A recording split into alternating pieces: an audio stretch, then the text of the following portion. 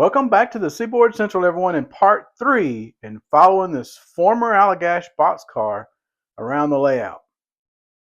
Now, last week we watched it take train 485 up to Raglan, and there's where it went into staging, which represented it going off to interchange to the CSX. And here's where it got really interesting. Now, you see, we watched this train earlier to depart Gadsden that made it up here to staging. Now, what happens is these cars that are closest to the aisle, they're going to take a break. And the next time this train goes back down, it'll grab the cars behind it. So here's a better angle, and you can see the cars on track 1 behind the engines which are in track 2. And what happens, the engines will just cut off from track 2 and run around it. We watched that move earlier where the engines were running around and coupling up on track 2 previously to take train 496 down. So what made this real interesting, before I could make that move, I had to actually operate 2 full operating sessions by myself, which took me a week. And it's a good thing I've been off on vacation this week, because this took a long time in order for me to get it to bring that SC boxcar back to Gadsden. So now that the car has been emptied and interchanged back to the SC and has made it back into Gadsden, let's see what the next move is for this boxcar. And this one may be a lot different than what you normally would think would happen. So on the SC, as these cars are interchanged back to the railroad here, and they show up in Gadsden Yard, before they go to be loaded at a customer's siding, they'll first go to the cleanout track where they'll be cleaned out and prepped for their next service. And this is done because these particular cars are used for hauling food grade products. So it turns out I have the perfect industry that can fill that role of cleaning these boxcars out, and that's SD's rail car service. And I have it as the class code of A18. And you see that covered hopper on that back track that represents that SD's rail car service. And they can also do things like cleaning out boxcars, and that's where this boxcar will be headed before it's returned to service. So the good thing about this track is it can actually handle actual bad orders or cars that I've marked as bad orders, ones that maybe have been involved in a derailment or causing derailment issues, or cars that need to be re-stenciled, such as that BNSF covered hopper that's been purchased by the SC. Now, before we mark up our switch list, let's take a glimpse at the current state of the rail yard here at Gadsden. Now, for tracks 4, 5, 6, and 7, those are cars going off to interchange. In tracks 8, 9, 10, and 11, those are for cars that come in from interchange, and that's the 4 tracks that we need to concentrate on when we mark this switch list up. And we can already tell that track number 10 looks like it's almost full of cars, so I doubt we'll be able to put anything else in that particular track. So here's the switch list for all the cars that just arrived on train 496, and I've already marked this out. You can see where I've designated the cars going to the track. Normally I would put these 2 empty R48s in GY10, but it's full, so we're going to set them over to GY09 temporarily. They'll have to be moved later once that GY10 empties out.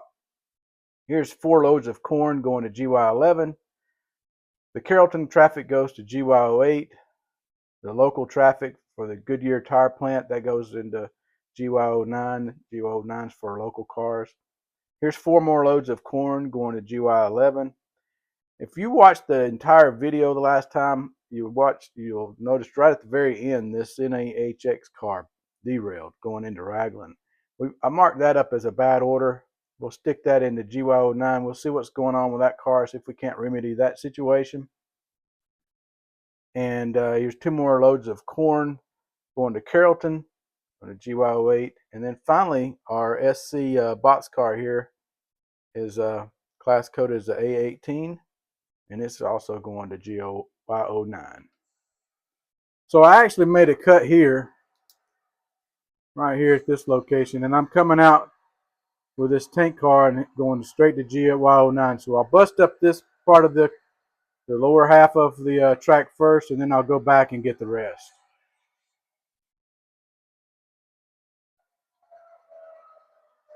You can see here we're lined into 9, and We've got a couple cars that need to go off into 9. We'll stretch it out, make sure it's solid before we shove it back.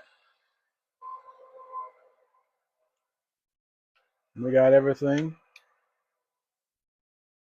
In real life, what the conductor will acknowledge to the engineer how many cars he believes are on the rear. And it's like I've got about 7 car lengths of room back there. Now, at this point, I look at my list and I've got 2 more cars that need to go to 9. So I'm going to go ahead and make room for those cars. Since I have it, I'll go ahead and clear the space. And that's good. Now, next up, I've got 4 loads of corn going to R48. Now, these are loads that originated on the Union Pacific and were interchanged to CSX at some point. Who knows where? It doesn't really matter. They made it here to the SC. Track 11 is an open track, so we'll go ahead and shove them back in. That track will hold about 9 cars, 8 or 9, depends on how long they are. Now, what would happen before we made this move? Most likely, there would be 2 handbrakes already applied to those rear 2 cars going in the track. That way, they don't have to release handbrakes and reapply them every single time that they add more cars to the track. So we'll be right here. Next up is our little car that caused issues before. See if we can figure out what's going on with it. So we'll go ahead and send it to the shop. Now, I'm not sure if I can do this or not, but we're going to give it a try. Let's try to kick this car. It's notch number 6. That's good.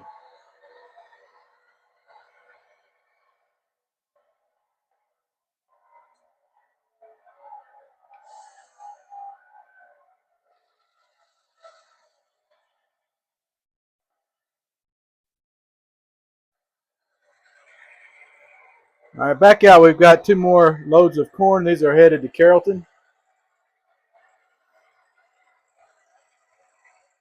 Now we're lined to track number 8. We've got about 4 car lengths to couple. We measure car lengths in distance of 50-foot cars, just like our 50-foot Boxcar. We're down to 2. Car and a half. 1 car. Half a car. 20 feet. 10 feet, and good. Stretch it.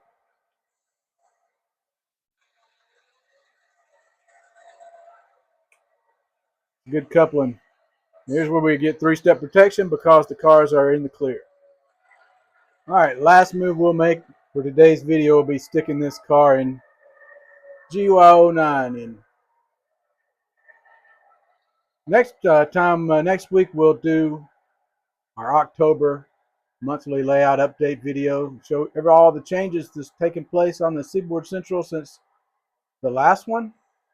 And then we'll pick up where we left off here in part 4 and following this SC Boxcar around. So as always, if you enjoyed the video, be sure to give it a like. If you're not already a subscriber, I'd invite you to join the fun and following the Seaboard Central. Until next time, I'm Tim Garland. Thanks for watching the Seaboard Central, and happy model railroading, everyone.